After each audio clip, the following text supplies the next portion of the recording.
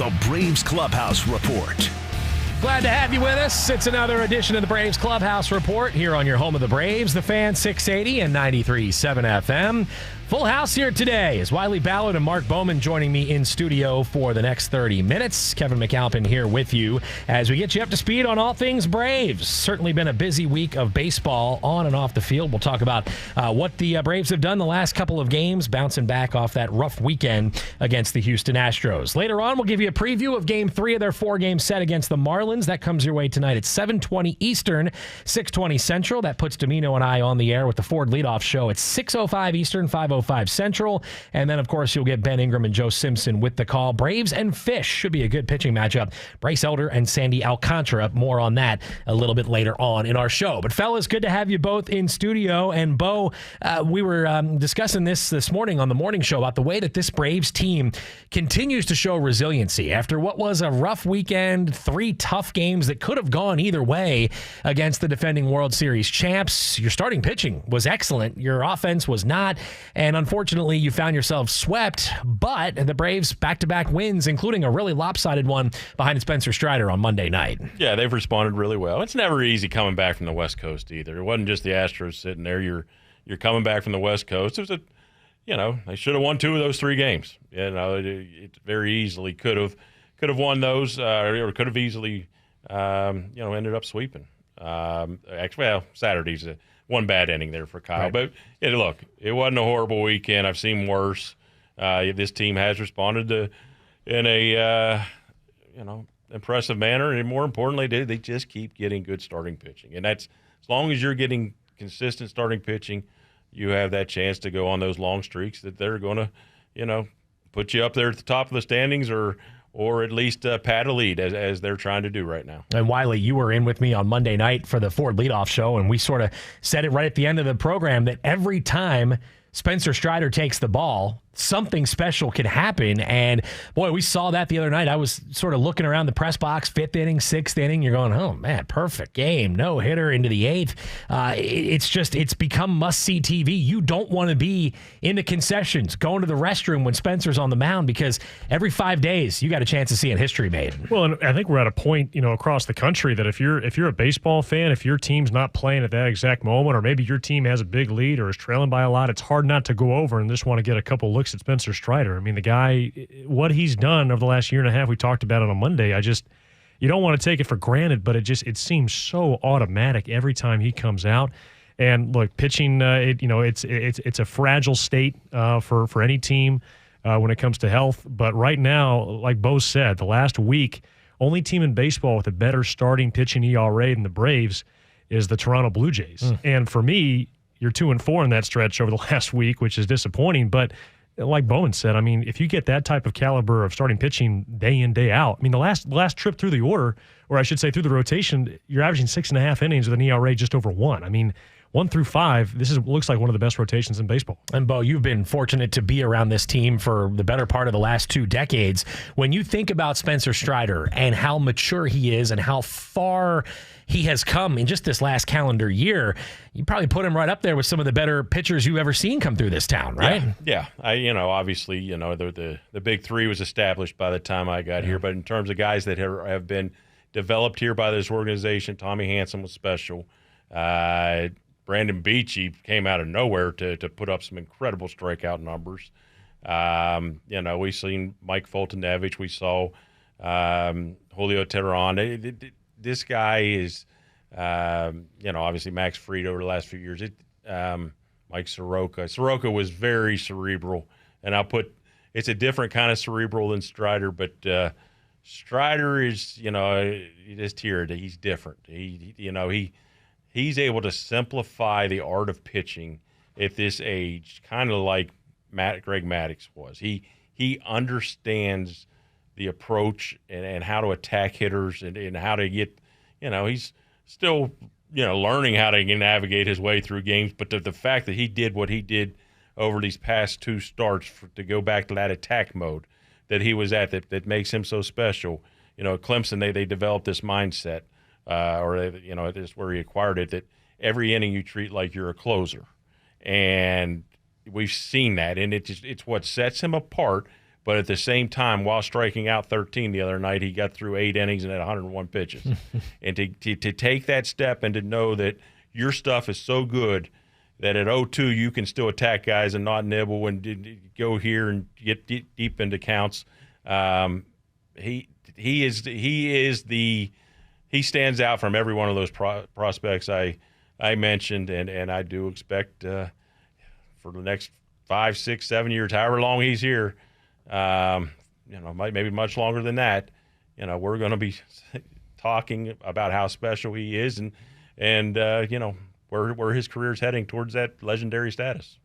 Bowman, you hear the term closer mentality and just kind of letting it eat in the first inning. I think this idea of saving something for the second or third time through the order has kind of gone by the wayside across the sport. So I'm not so much surprised to hear Spencer talk that way. What just jumps out to me is that most guys who just let it fly there in the first, second, or third inning, they're out of gas by the fourth or the fifth. That's why starting pitching is so short these days, is because guys are throwing the kitchen sink at him in the first inning.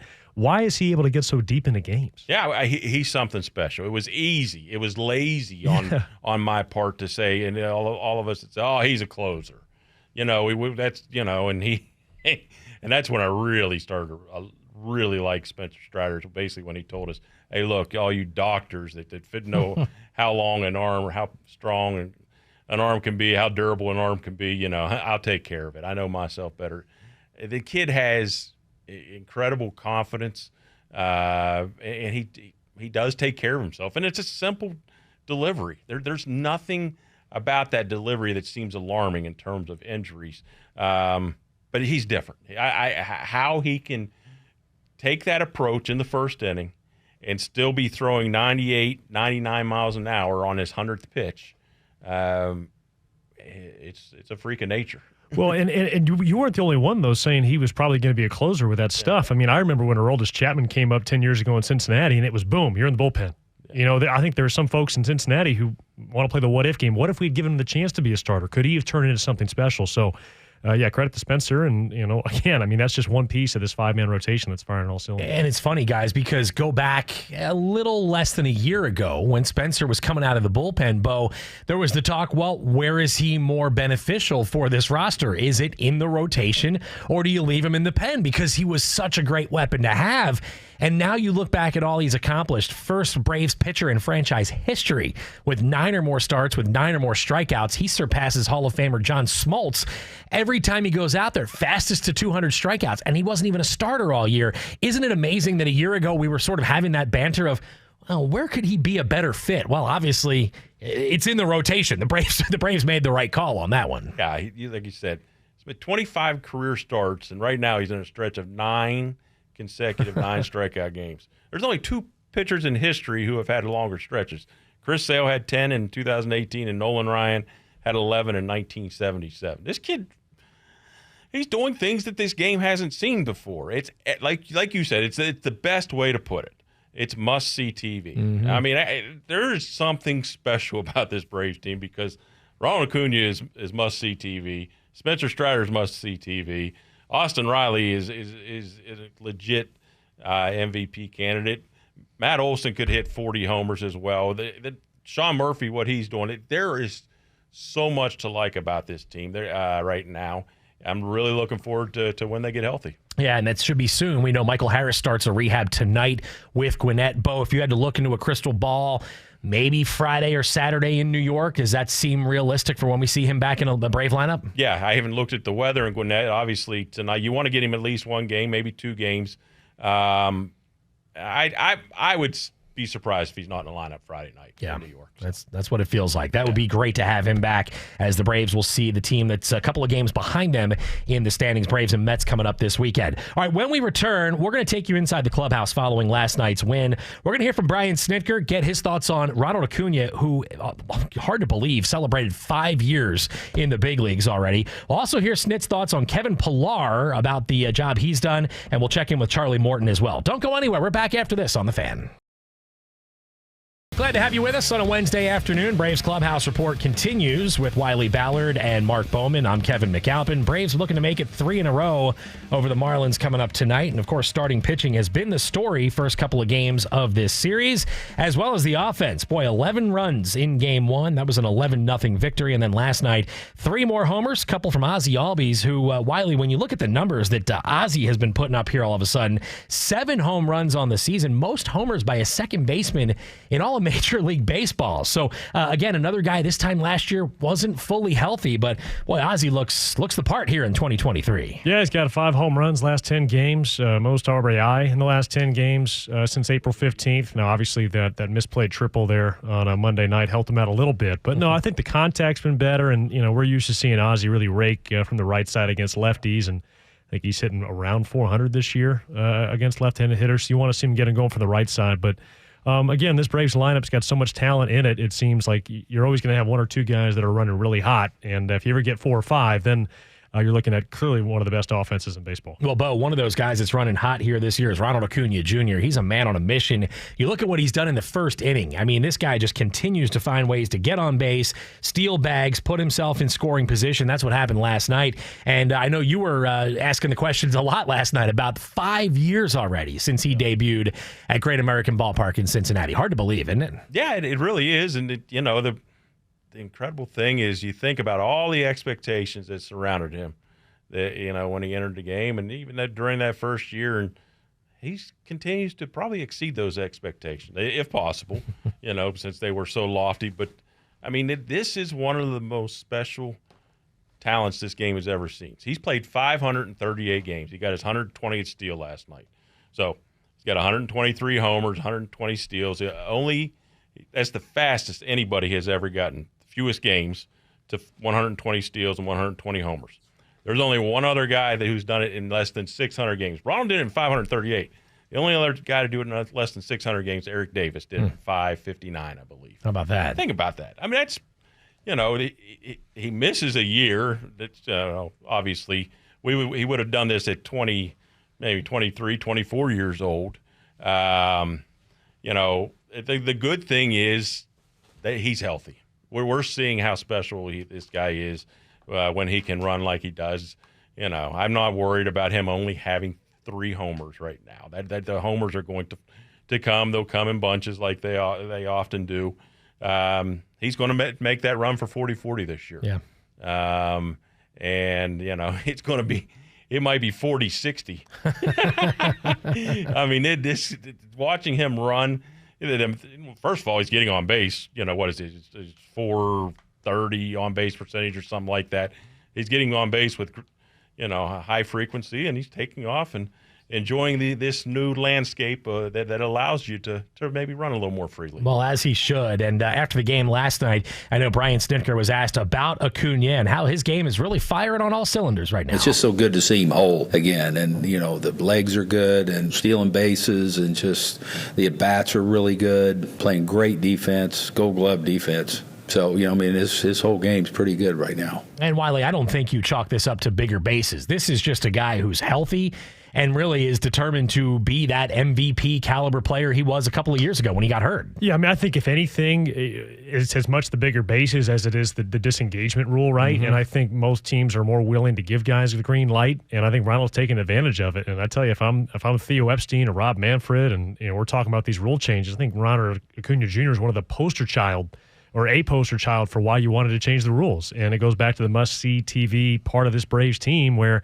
it seems like every feature of baseball, the Braves have a star in that particular area of the game. I mean, Spencer Strider on the mound, Acuna on the base paths. You mentioned Matt Olson hit 40 home runs, Austin Riley, MVP candidate.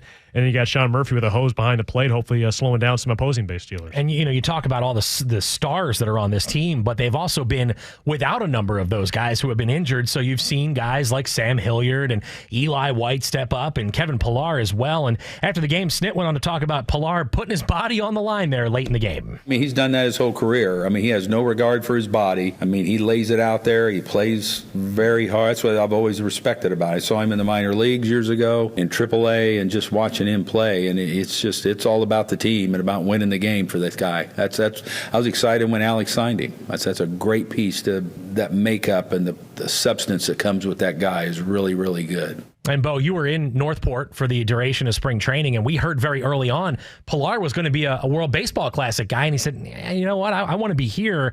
I've decided that this is more important than the WBC, and I think very early on he made quite an impression with this organization. No doubt. It was, you went to camp thinking he had a pretty good shot at making the club, and it, he never, that thought never wavered. He played hard. You could just tell how valuable he was going to be in the clubhouse. He was going to set a good example. He was the kind of guy that Snit wants on his team. Kind of guy that Alex wants, around all the other players. So it's certainly it's good to see what that value they've gotten out of both Pilar and Sam Hilliard. I mean, Hilliard, you got to feel great for him. You hope that this truly is the year where it has clicked for him, because he had success in Colorado near the end of that 2019 season. He never, 2020 screwed a lot of people up, and he never really got used to being a part-time player after that. Lands in Atlanta, and here he's taking advantage of the chance to play every day. Yeah, he's making them put his name in the lineup card every single day, and we'll see him again tonight batting ninth in center field. All right, a couple of more following last night's game. Charlie Morton was 7 strong innings, gives up just a run on 3 hits. And here was Charlie talking about getting over that 7-inning mark last night. I was around 90 pitches my last couple outings and hoping to get back out there and try to finish the 7th. So it was nice that I got the opportunity to do it, even after giving up that base hit. Let me finish the inning. And that was a big hurdle, Wiley, is that, getting deeper into games early on this season, and even going back to last year. It's been a long time. July 3rd, last time we saw Charlie give you 7 innings. So that was a real positive step in the right direction. It was. And to be honest with you, Kevin, I'd even go back to some of his earlier outings this year, particularly against San Diego at home, where, I looked at some of the metrics and his stuff and just how much he was laboring early in that game, and he still got you through 5. So I'm almost as impressed by that outing, getting through 5 with what he was working with, as I was from 7 last night. And I think that's probably one of the more underrated skills of Charlie Morton in my book, is his degree of competitive fire. And I know that sounds like a little bit of a flimsy word, but I guess what I'm getting at is he finds a way to get you 5, 6, 7 innings. I mean, 5 if it's not going well, 7 if it is going well. And I think that length, that's not the case for a lot of other guys you can find in the free agent market. Yeah, especially with, you're talking about him and Strider being swing and miss guys, and for them to keep their pitch counts manageable, especially now at 39 years old.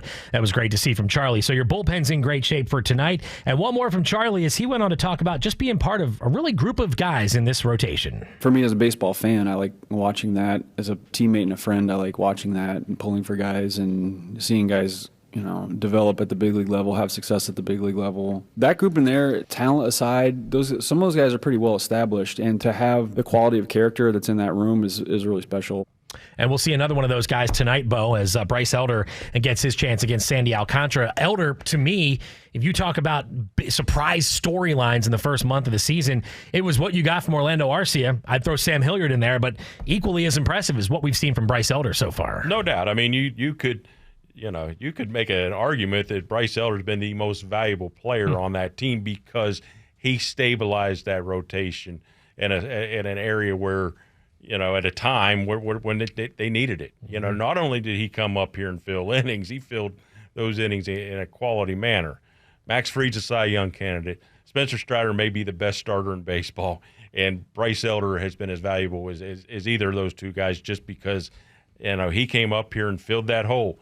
You give Schuster a chance, you give Dodd a chance, you got Max Fried on the IL, you got Kyle Wright on the IL, and all of a sudden Bryce Elder came in there and just made sure that he proved to be more than just a temporary Band-Aid. He gives you some hope that he can carry this success throughout this season, and if as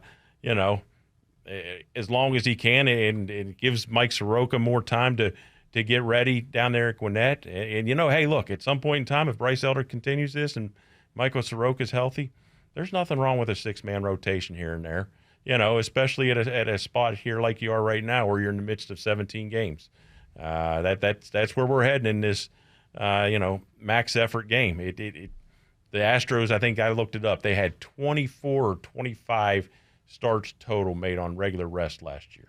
Wow. This is where we were going. That's where the game's going. You look at the Braves and Dodgers were around 40 last year. There's nothing wrong. 10, 15 years ago, I had guys tell me, we're mad when they were given an extra day of rest. They threw them off their game. That's not the case anymore. And I'd even add on Elder, I heard him do an interview a couple weeks ago on national radio talking about how he's kind of changed his pitch package from last year. He's still throwing a four-seam fastball, but it cuts a little bit, but he thinks four-seamer on it, and it's got some natural cut. And I think that's something where he felt like his cutter and slider kind of got mixed in between last year at the end of the season, and that's really put him in a better spot. And I still go back and look at that 2020 draft and just blown away at what the Braves were able to secure those last two picks with Spencer Strider and Bryce Elder, considering, information was scarce, video was limited because of COVID, and the way they delivered those last two picks. Added Michael Harris in 2019, some of the biggest players on this year's Braves team and last year's Braves team weren't even in the organization when they won their first division title of this 5-in-a-row run. And they've been on the fast track too. I think, Bo, that's the other part of this is that you watch how quickly they've come through, and that's a testament to not only, as Wiley mentioned, the guys that scouted them, but also developed them in the minor league system as well. Yeah, I mean it's incredible what they've done. You go back to that 2019 draft, like you said, with Michael Harris. You had the Shea Langoliers got you. He got you Matt Olson. Yeah. And that 2020 is just incredible. You had five rounds that year. The Braves only had 4 picks, and you're looking at Schuster. Who am I missing? You're Strider. Strider, Elder, and then Wayne or the Franklin kid, the outfielder. Jesse Franklin. He still has a chance to. I said 4th outfielder to Greg Walker this spring. He goes, don't you give up on him yet. So he's battled some injuries, but he has some true pop in that bat. Dana Brown was in town this past week, and they probably should have put the statue up out there because what he did in those few years as a scouting director was had a significant impact already. Has had a significant impact already, and will for many years to come. No question about it. All right, we got one more break to squeeze in. When we return, we'll wrap things up, and we'll check in with Matt Chernoff as we close up the Braves Clubhouse Report here on The Fan. Closing things up on the Braves Clubhouse Report here on The Fan. Alongside Wiley Ballard, Mark Bowman, I'm Kevin McAlpin. Braves and Marlins should be a good pitching matchup tonight. Bryce Elder, Sandy Alcantara at 7:20 Eastern here this evening. So, guys, this is probably of the 4 games these two teams will play, this is the one everyone's sort of penciled in. You're facing the Cy Young Award winner from last year. However, Wiley, not off to a great start this year is Sandy Alcantara. No, he's not. 1-2, a 5.47 ERA. I'm tempted to think with guys like that, it's just a matter of time. I know we saw Charlie Morton get off to a slow start last season. By the time June rolled around, he turned it on. So I'm hoping Alcantara has at least a couple more weeks before he truly gets rolling. But we'll see. I mean, the stuff's still there.